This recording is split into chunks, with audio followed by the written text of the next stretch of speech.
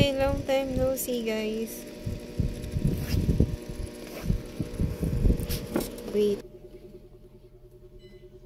Long time no see, guys. Kumusta na kayo? Mukha ba akong okay? Char.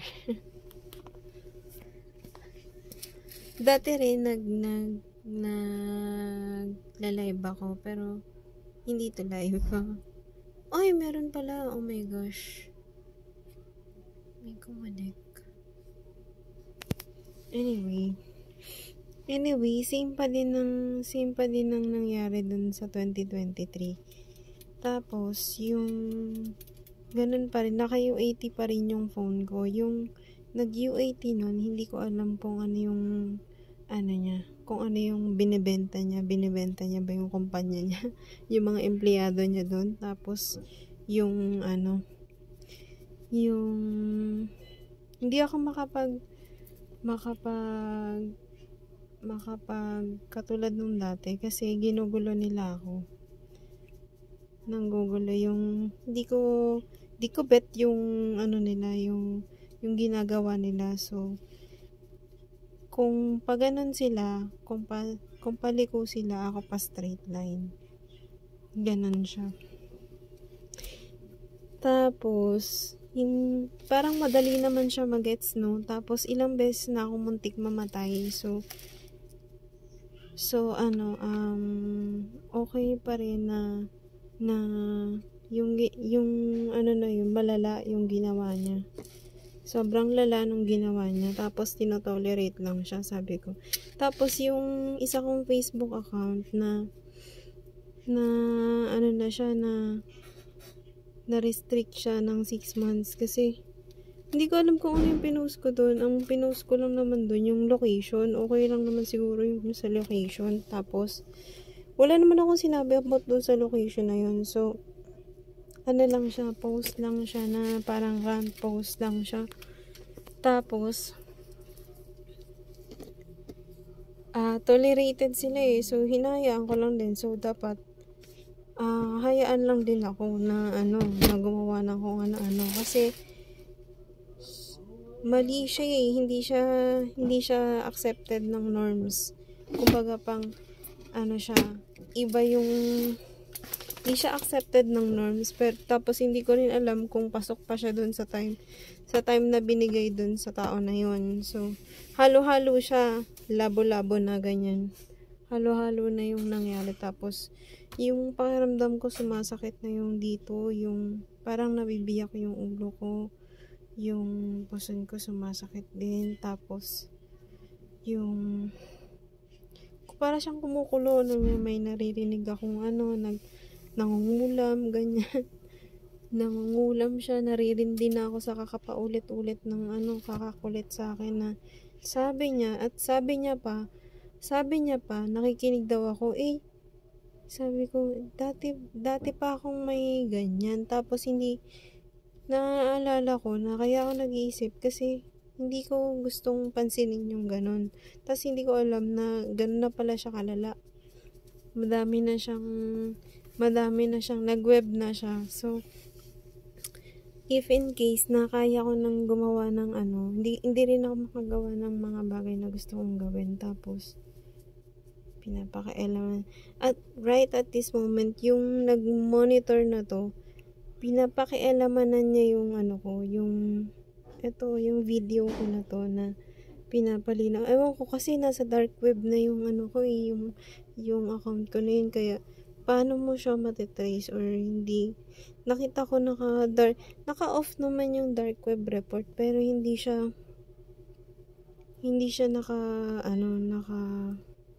ganun, ewan ko. Hindi ko yun alam, di ako expert doon. So, share ko lang. Sa kakakulit ng na yan, yung makulit na yan, na siya, lumala na siya ng lumala, tapos mali-mali pa yung mga information na sinasabi niya sa akin. So, hindi ko na pinilit na makinig, sabi ko. Hindi ko na siya pinapansin. Hindi na kasi siya reliable kasi yung niya, yung kwento niya is hindi siya consistent eh.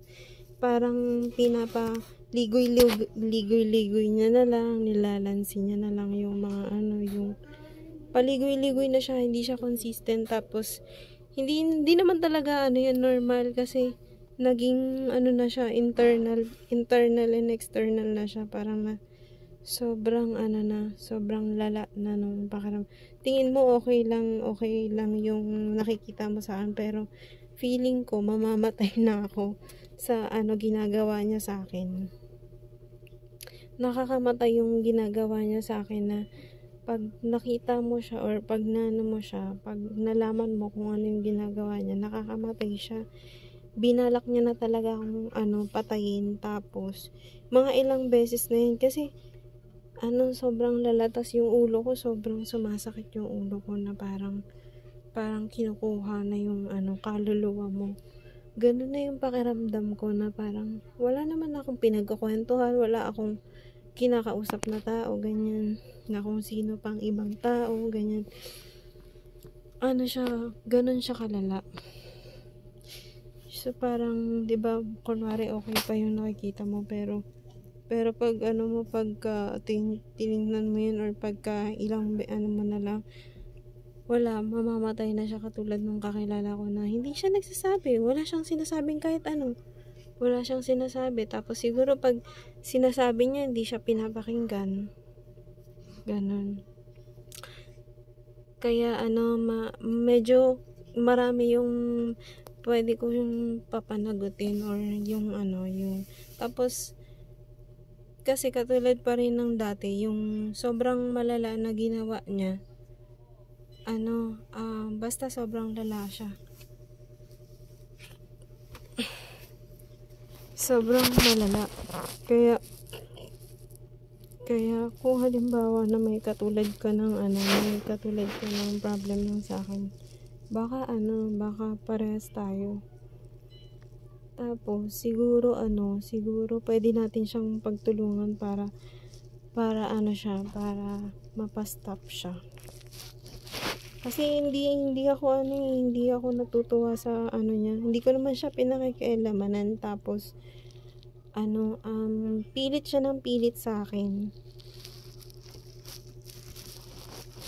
Ganun yung kwento ng na yun. Tapos kung halimbawa na ganun yung kwento niya sa'yo, tingin ko ako, pag mag-isa, ay halimbawa mag-isa lang ako, or kaya kong gumawa ng mga bagay na gusto kong gawin. Yun nga lang, halimbawa na nakakaranas ka ng ganito, sinasabotahe ka, may sumusuporta sa'yo, pero mas marami yung sumasabotahe sa'yo. Ganun yung pakiramdam. Kaya hindi ka makakagawa ka ng mga bagay na makakapagpa-grow sa'yo, or makakapagpa-unlad sa'yo. So, para siyang yun nga yung sinasabi ko, na may evil eye lagi dun sa na to. Yung halimbawa sa lifetime na to. Parang hindi ka na makakahinga ng maluwag, ganyan. Kasi kapag pinili mo or nagpadala ka dun sa na yun, pag you're losing yourself because of those people na namimilit sa'yo, na hindi mo na siya nakikilala, tas nag-iba ka na ng landas. Ganun na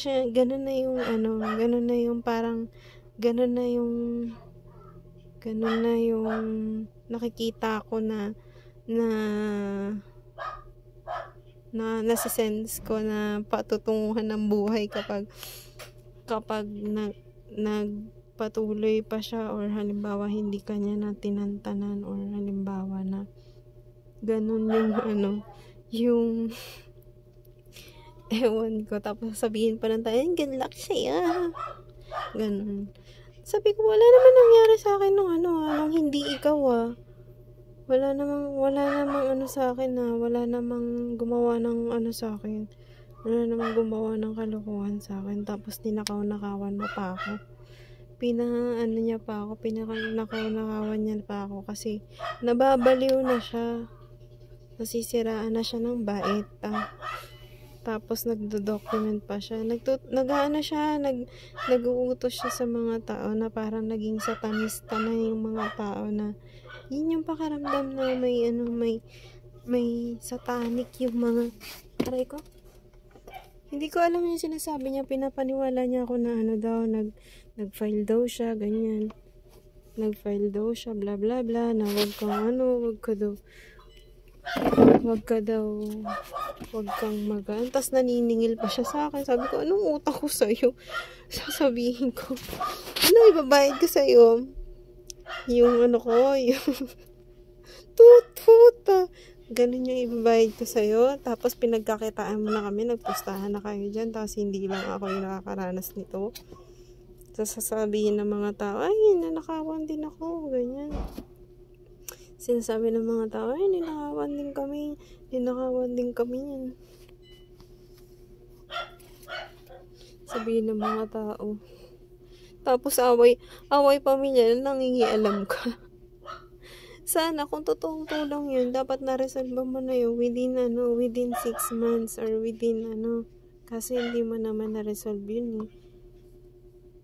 Tapos ninanakaw mo yung ideas ng iba. Ninanakaw mo yung ideas ng ng taong ginagawa mo ng kung ano-ano. Kaya, hindi ka lang basta makakapag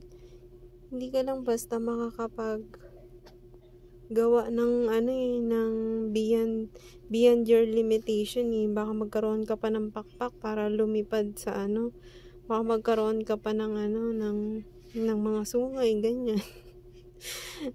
Baka magkaroon ka pa ng ng galamay, ganun. Hindi ka basta-basta makakagawa ng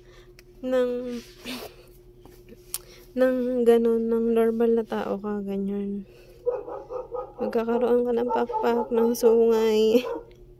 Tapos, magkakaroon ka nun, tapos di ko alam kung ano pa yung pwedeng, baka magkaroon ka pa ng superpowers, diba? Super inday! Ganun yung ganun yung tema ng takbo ng buhay mo. Isa sa pelikula. Ganun yung tema ng takbo ng buhay mo, makulay, masyadong makulay. Parang simple-simple ka lang, tas masyadong makulay. Ganyan. Tapos may makikiepal, tapos magiging kontrabida daw siya, ganun. Siya kasi tapos magiging proud pa siya na na ginawang kanya ng krimen, ganyan. Ganyan. Ganun yung kahit wala, tapos halimbawa na madededs ka na. Madededs ka na pagkatapos ng eksena na yun. Natatawa ako sa part na yun. Natatawa ako. Yun lang. Nagbigay lang ako ng life update. So, buhay pa ako. So, huwag ka mag-alala kung just in case na parehas tayo, hindi ka nag-iisa. Okay. Matane.